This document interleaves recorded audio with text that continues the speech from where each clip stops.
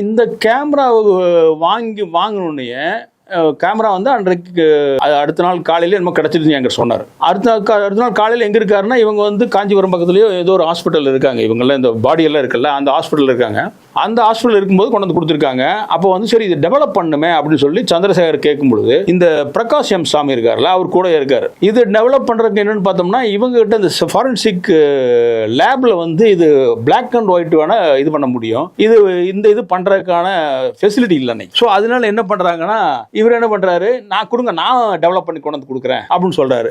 இவர் ஒரு பத்திரிகையாளர் தானே. அப்ப பத்திரிகையாளர் இருக்கும்போது இவர் கையில வந்து எப்படா ஒரு போட்டோகிராஃபர், அது முக்கியமான ஒரு மேகசினோட போட்டோ இதில் இருக்காரு, அவர்கிட்ட எப்படி கொடுக்குறதுன்னு இவர் யோசிச்சிருக்கணும். யோசிக்காம டக்குன்னு சரி டெவலப் பண்ணி கொண்டு வந்து கொடு அப்படின்னு சொல்லி கொடுத்துட்டாரு. அப்படி அந்த பிலிம் ரோல் எடுத்து அவர்கிட்ட கொடுத்துட்டாரு. அந்த பிலிம் ரோல் எடுத்துட்டு போனவர் என்ன பண்ணாரு, அவர் கொண்டு டெவலப் பண்ணி அடுத்த நாள் பத்திரிகை எல்லாம் ஃபிளாஷ்.